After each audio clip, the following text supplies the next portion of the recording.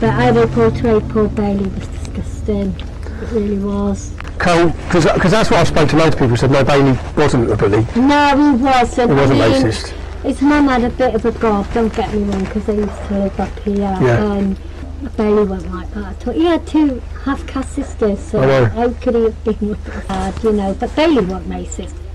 So you were told Bailey was a bully and he was a racist. He wasn't a saint in school. He'd be the first to admit that. But he wasn't a bully or a racist. The police concluded there was nothing racist about the scuffle. Yet you were told he was vermin. You were told he needed to be dealt with. He was vilified by the media, by politicians and by celebrities. Bailey a bully? Bailey a racist? Not according to his teachers and other children. Not according to his head teacher of his school. He was a 15-year-old kid, and he would have been, could be, have a great future. He's a very articulate lad. He's got a lot of issue about justice. Yeah, I think, I could have seen him being a lawyer or something like that because he has that in him. Really? Yeah. And he would stand up for his peers in school where he felt things were fair. Yeah. He would do that. But Bailey didn't even get to sit his GCSEs because of this campaign of hate, this perversion of the truth. What about Jamal's broken arm?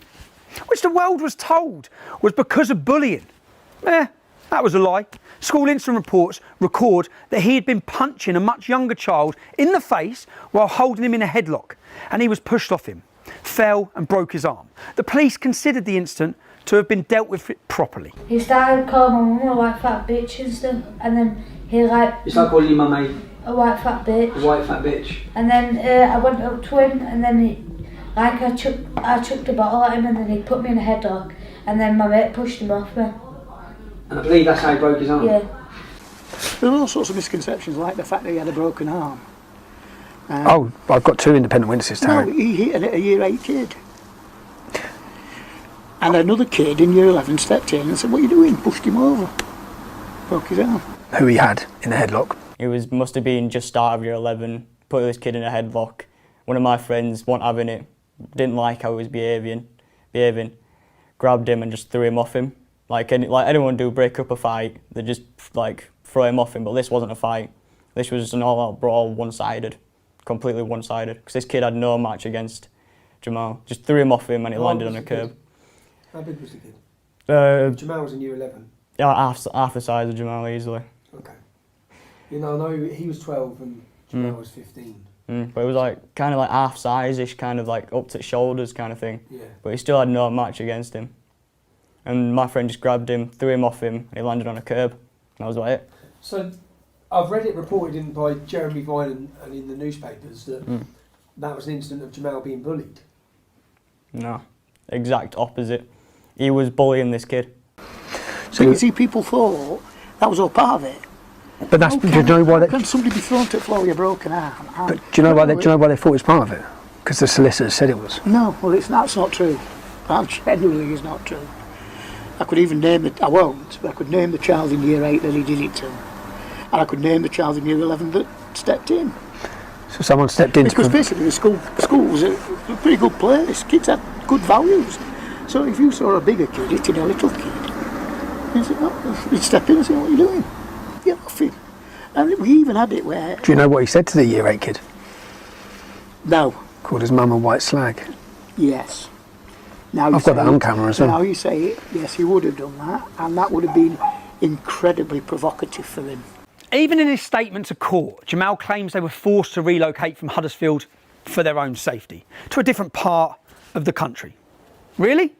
Because the records say there was no racial motivation and there was no threat at home. That's what the records say.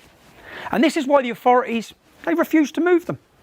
And while all this was going on, records also show that his dad, Jihad, his dad's name is Jihad, he'd threatened to kill himself if the rest of his family weren't brought in from Syria. It's not surprising that some authorities expressed concerns that Jihad Hijazi was trying to manipulate the system to get what he wanted, including better housing. You were not told the truth, the whole truth and nothing but the truth. You weren't told anything approaching the truth by the mainstream media.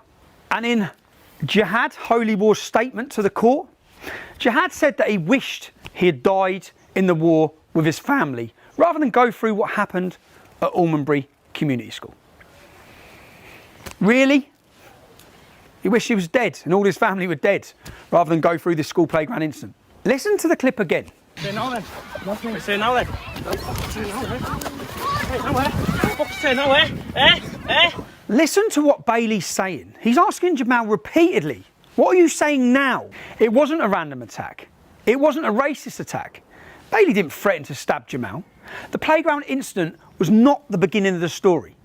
It was a culmination of many events. Not least, it was a response to Jamal's alleged threats to rape Bailey's younger sisters. They were about 9 years old at the time of this. So as a girl at that school, when you saw the portrayal of what happened with Bailey and him, because he was painted as this innocent little kid. He wasn't innocent. He started everyone. He started everyone. And I used to see him bully Bailey's little sisters and stuff. So.